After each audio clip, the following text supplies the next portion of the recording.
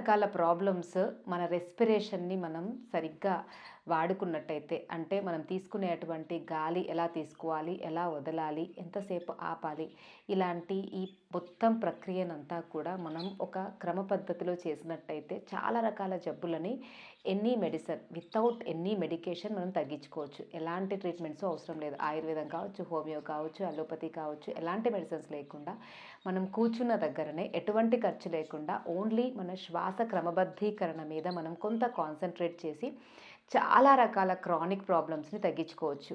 ఆయుర్వేదంలో చాలా రకాల పద్ధతులు మనకి చెప్పారు. అండ్ మీకు తెలిసి కూడా ఉంటుంది, ప్రాణాయామము, మెడిటేషను, ధ్యానము, ఇవన్నీ కూడా మనకి మన సనాతన సాంప్రదాయంలో ఎంతోమంది ఋషులు, యోగులు అండ్ తపస్సు చేసి ఎన్నో రకాల తీరని కోరికలను తీర్చుకోవడమే కాకుండా చిరకాలంగా వాళ్ళు ఉంటూ ఉన్నారు. వాళ్ళ లైఫ్ స్పాన్ను కూడా చాలా బాగా పెంచుకోగలిగారు. చాలా మంది హిమాలయాల్లో కూడా వాళ్ళ యొక్క జీవితకాలం, అంటే వాళ్ళ లైఫ్ స్పాన్ని ఎన్నో ఇయర్స్ నుండి అలానే కొనసాగిస్తూ ఉన్నారు. మొన్న భారతరత్న తీసుకున్నటువంటి తను కూడా 120 ఇయర్స్ మీరు ఇంత బాగా హెల్తీగా ఉండడానికి కారణం ఏంటి, మీ సీక్రెట్ ఆఫ్ ఆరోగ్యానికి కారణం ఏంటి అని అడిగినప్పుడు, నేను క్రమబద్ధంగా నియమితంగా యోగా, మెడిటేషన్ అండ్ ప్రాణాయామ ఇవన్నీ చేస్తాను, అదే నా యొక్క ఆరోగ్యానికి సీక్రెట్ అని చెప్పారు. మన సాంప్రదాయంలో కూడా మన భారతదేశంలో ఎంతోమంది యోగులు రెగ్యులర్గా దీన్ని ఒక నియమితంగా చేయడం అనేది మనం చూస్తూనే ఉన్నాం. అయితే ఈరోజు మనం చెప్పుకునే టాపిక్, మరీ మనం యోగుల్లాగా ఋషుల్లాగా తపస్సులు చేయాల్సిన అవసరం లేదు. కానీ రోజులో ఒక 20 నిమిషాలు ప్రొద్దున, 20 నిమిషాలు సాయంత్రం మనం కేటాయించినట్టయితే ఎన్నో రకాల హార్మోన్ ప్రాబ్లమ్స్ అండ్ చిరకాలంగా మనల్ని బాధిస్తున్నటువంటి ఎన్నో రకాల సమస్యలని మనం చాలా తేలికగా బయటపడవచ్చు. సో ఎలా చేయాలి? మామూలుగా మనము ఆహారం తీసుకోకుండా ఒకరోజు ఉండొచ్చు, నీరు తీసుకోకుండా ఉండొచ్చు, కానీ గాలి తీసుకోకుండా ఒక నిమిషం కూడా ఉండలేము. అయితే ఈ గాలిని ఎలా తీసుకుంటే మనకి ఇది మన లైఫ్ స్పాన్ని పెంచుతుంది, మన రోగాల్ని తగ్గిస్తుంది అంటే, మనం గాలి తీసుకునేటప్పుడు మన పొట్ట ముందుకు రావాలి, గాలి వదిలేటప్పుడు పొట్ట లోపలికి వెళ్ళాలి. గాలి తీసుకొని వదిలేటప్పుడు కొంతసేపు ఆపాలి. ఈ ఆపడం అనే దాన్ని ఎంత ఎక్కువసేపు మనం ఆపగలిగితే మనకి మన లైఫ్ స్పాన్ అనేది అంత బాగా పెరుగుతుంది, రోగాలు కూడా తగ్గుతాయి. అయితే ఇది ఏదో పెంచాలి కదా అని ఒకటేసారి ఆపడం కాకుండా స్లోగా దాన్ని ఒక పద్ధతిలాగా మనం అలవాటు చేసుకున్న తర్వాత మనం ఆపడాన్ని పెంచాలి. అంతే తప్ప స్టార్టింగ్లోనే అలా చేయకూడదు. ఎలా చేయాలి అంటే, నార్మల్గా మనం బాగా గాలి తీసుకున్నప్పుడు స్లోగా ఫస్ట్ మన ఛాతీ ఎక్స్పాండ్ అవుతుంది, తర్వాత పొట్ట అనేది ముందుకు వస్తుంది. ఆ తర్వాత 1 2 3 కౌంట్ లెక్క పెట్టి మళ్ళీ స్లోగా గాలిని వదలాలి. గాలి వదిలినప్పుడు మెల్లిగా పొట్ట అనేది లోపలికి వెళ్ళాలి. ఇలా ఒక 12 టైమ్స్ చేయాలి. మెల్లగా గాలి తీసుకోవాలి, 1 2 3, స్లోగా గాలి వదలాలి, మళ్ళీ 1 2 3, గాలి వదలాలి. ఇలా ఒక 12 టైమ్స్ 3 హోల్డ్ వరకు హోల్డ్ చేయాలి.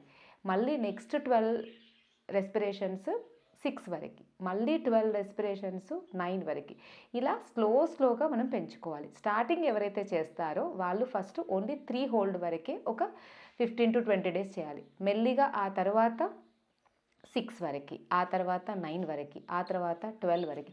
బట్ ఎప్పుడు చేసినా కూడా మీరు 12 వరకు హోల్డ్ చేయగలిగినా కూడా రెస్పిరేషన్ స్టార్ట్ చేసేటప్పుడు, అంటే టెక్నిక్ని మీరు స్టార్ట్ చేసేటప్పుడు 3 నుండే స్టార్ట్ చేయాలి. అంటే గాలి తీసుకొని 1 2 3 వదలాలి, ఇలా 12 టైమ్స్. ఆ తర్వాత మళ్ళీ గాలి తీసుకొని 1 2 3 4 5 6 హోల్డ్ చేసి ఇలా వదలాలి. మళ్ళీ 12 సైకిల్స్కి 1 2 3 4 5 6 7 8 9 వదలాలి. ఇలా మీరు ఫస్ట్ స్టార్ట్ చేసేటప్పుడు 9 కన్నా ఎక్కువ హోల్డ్ చేయొద్దు. అంటే 12 12 12 మొత్తం 36 రెస్పిరేషన్లో మీ హోల్డింగ్ ఓన్లీ 9 కౌంట్ చేసే వరకే ఉండాలి. ఇలా మీరు ఒక 1 మంత్ అయిన తర్వాత అప్పుడు 12, తర్వాత 15, అలా మీరు ఎంతైనా పెంచుకోవచ్చు. కానీ స్టార్టింగ్ మళ్ళీ మీరు ఎంత పెంచగలిగినా కూడా 3 నుండే కౌంట్ చేసుకుంటూ చేయాలి. ఇలా మీరు రెగ్యులర్గా చేయడం స్టార్ట్ చేసి ఒక క్రమబద్ధంగా ఒక టైం ప్రకారంగా రోజు పొద్దున ఒక 15 నిమిషాలు, సాయంత్రం ఒక 15 నిమిషాలు మీరు ఇలా చేసినట్టయితే స్లోగా మీకు ఎన్నో రకాల ప్రాబ్లమ్స్ అనేవి తగ్గుతూ ఉంటాయి. మీ కాన్సన్ట్రేషన్ పవర్ పెరుగుతుంది, నిద్ర మంచిగా పడుతుంది, టెన్షను, యాంగ్జైటీ ఇవి తగ్గుతాయి. నరాలకి సంబంధించినటువంటి చాలా ప్రాబ్లమ్స్ సెల్ఫ్ హీల్ అవుతాయి. మన దగ్గరకు వచ్చేటువంటి చాలామంది సాఫ్ట్వేర్ పీపుల్కి నిద్ర పట్టకపోవడం అనేది ఒక కామన్ ప్రాబ్లం. ఎందుకంటే వాళ్ళకి షిఫ్ట్ వైజ్గా ఉంటాయి. అంటే ఒకరోజు ఏంటంటే 2 to 8 ఉంటుంది, ఇంకొకసారి వాళ్ళకి 8 to 8 ఉంటుంది, లేదా ఒక్కొక్కసారి పొద్దున మార్నింగ్ 10 to మళ్ళీ ఆఫ్టర్నూన్ 2 వరకు ఉంటుంది. ఇలా వాళ్ళు డిఫరెంట్ షిఫ్ట్స్లో రోజు రోజు మారుస్తూ ఉండడం వల్ల వాళ్ళ బయలాజికల్ క్లాక్ అనేది లోపల చాలా డిస్టర్బ్ అవుతుంది. వాళ్ళని అలా మార్చుకోవాలి అని అనుకుంటే వాళ్ళ జాబ్ని బట్టి వాళ్ళు మార్చుకోలేకుండా ఉంటారు. జాబ్ వదిలేస్తే ఫైనాన్షియల్గా వాళ్ళకి గడవని పరిస్థితి ఉంటుంది. వెంటనే ఏ జాబ్లోకి వెళ్ళాలో కూడా తెలియదు. అలాంటప్పుడు వాళ్ళు ఆ నిద్రలేమి సమస్య నుండి ఎలా బయటపడవచ్చు అంటే, మనం ఇంతకుముందు చెప్పినట్టుగా ఈ శ్వాస ప్రాణాయామ టెక్నిక్స్, ఈ శ్వాసను తీసుకునే ఈ విధానాన్ని ఒక క్రమబద్ధంగా నేను చెప్పినట్టుగా ఫాలో అయినట్టయితే డెఫినెట్గా వాళ్ళకి శ్వాస అనేది మంచిగా తీసుకోవడం వల్ల ఆక్సిజన్ అనేది వాళ్ళకి బాగా బ్రెయిన్కి అందుతుంది. కాబట్టి కొంత బ్రెయిన్ అనేది రిలాక్స్ అవుతుంది. హ్యాపీ హార్మోన్స్ అయినటువంటి సెరటోనిన్ ఇవన్నీ కూడా బాగా రిలీజ్ అవుతాయి. స్ట్రెస్కి కారణమైనటువంటి డోపమైన్ లాంటివి చాలా వరకు మన బాడీలో తగ్గడం వల్ల మనకి చాలా ఆహ్లాదకరంగా ఉంటుంది. నిద్ర కూడా బాగా పడుతుంది. ఎవరైతే దీంతో పాటు మెడిటేషన్ని కూడా క్రమంగా చేస్తూ ఉంటారో వాళ్ళకి బ్రెయిన్లో చాలా రకాల హ్యాపీ హార్మోన్స్ రిలీజ్ అవుతూ ఉంటాయి. కాబట్టి అడిక్షన్స్ నుండి కూడా చాలా ఈజీగా బయటికి రావచ్చు. చాలామంది మధ్యకాలంలో స్మోకింగ్, ఆల్కహాలు, గుట్కాలు వీటి నుండి బయటపడలేకపోతున్నారు. వాళ్ళు వదిలేద్దాం అనుకున్నా కూడా ఆ టైం అయ్యే వరకు వాళ్ళకి తాగాలి అన్న ఫీలింగ్ ఎక్కువగా రావడం వల్ల ఆ ఫీలింగ్లో నుండి బయటికి రాలేక దాన్ని రెగ్యులర్గా తీసుకుంటూ ఉన్నారు. ఈ అడిక్షన్ అవ్వడానికి కూడా మనం చేసేటువంటి ఈ ప్రాణాయామ, మెడిటేషను, మనం సరిగ్గా తీసుకునేటువంటి రెస్పిరేషన్ అనేది మనకి యూజ్ అవుతాయి. చాలామంది గాలి తీసుకున్నప్పుడు పొట్టని ముందుకు రావడము, గాలి వదిలేటప్పుడు పొట్ట లోపలికి వెళ్ళడం అన్న చిన్న టెక్నిక్ని ఫాలో అయినా కూడా మన రెస్పిరేషన్ సరిగ్గా జరగడం వల్ల మనకి చాలా రకాలైనటువంటి ఈ నర్వస్ సిస్టమ్ ప్రాబ్లమ్స్ అనేవి తగ్గుతాయి. ఎవరైతే అడిక్షన్ అనుకుంటున్నారో, ఎవరైతే స్మోకింగ్ నుండి వదలాలనుకుంటున్నారో, ఎవరైతే ఆల్కహాల్ వదలాలనుకుంటున్నారో వాళ్ళకి ఆయుర్వేదంలో పంచకర్మ ట్రీట్మెంట్స్ ఉంటాయి.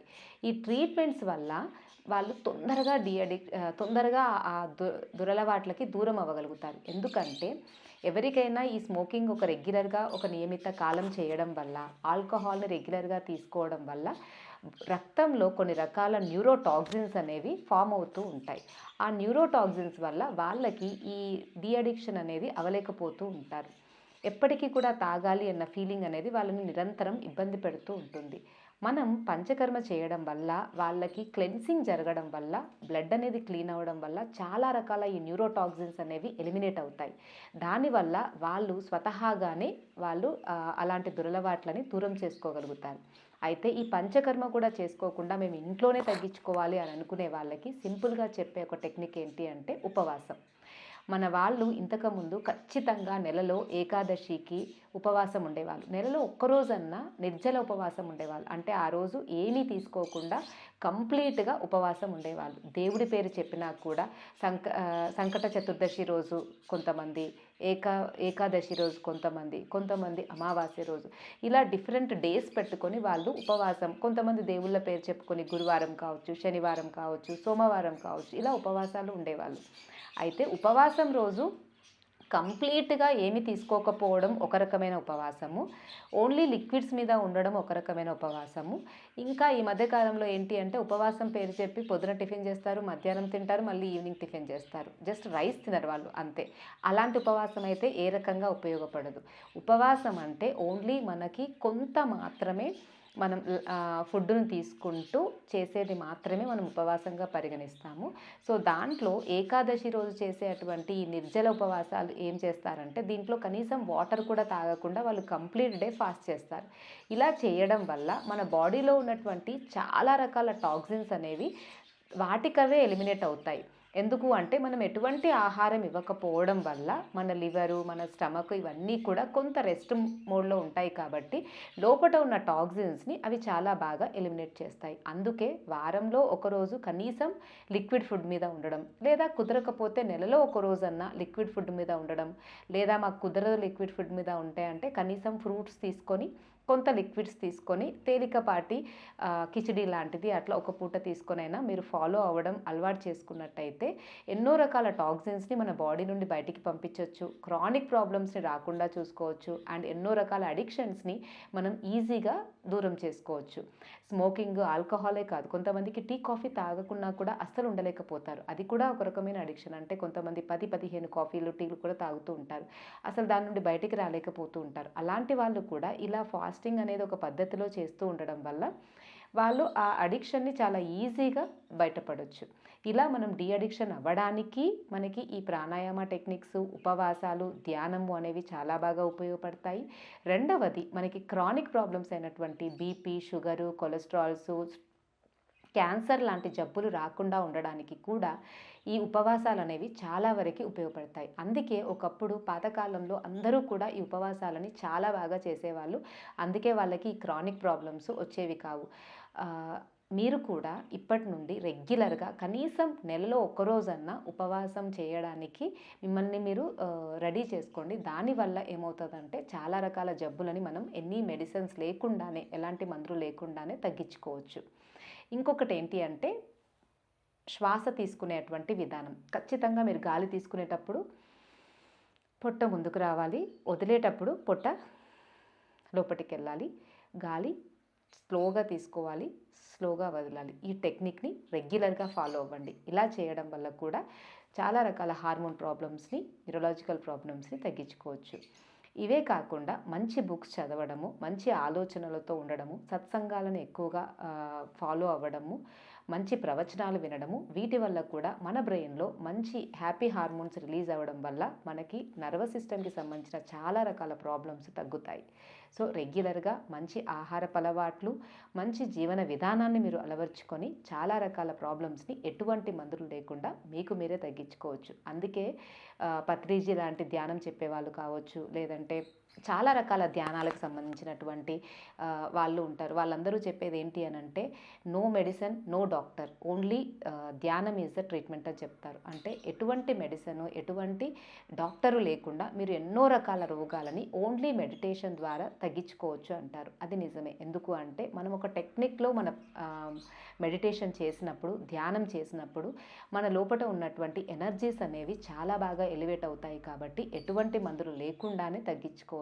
కానీ చాలామంది ఏంటంటే వాదిస్తూ ఉంటారు. అంటే పెద్ద క్యాన్సర్ లాంటి జబ్బులు వస్తే మీరు ఎలా తగ్గిస్తారు, హార్ట్ అటాక్స్ లాంటి ప్రాబ్లమ్స్ వస్తే మెడిటేషన్ ఎలా తగ్గిస్తుంది అంటే సడన్గా వచ్చే ప్రాబ్లమ్స్ని వెంటనే తగ్గించలేకపోవచ్చు. కానీ క్రానిక్గా మనకు వచ్చేటువంటి ప్రాబ్లమ్స్ని మనం ఒక నియమిత విధానంలో ఇలాంటి పద్ధతిని ఫాలో అవ్వడం వల్ల మన శక్తులని మనం మన లోపల ఉన్నటువంటి శక్తులని మనం జాగృతం చేసుకొని మన ప్రాబ్లమ్స్ని చాలా బాగా తగ్గించుకోవచ్చు. మనల్ని మనం చాలా ఆరోగ్యంగా కూడా ఉంచుకోవచ్చు.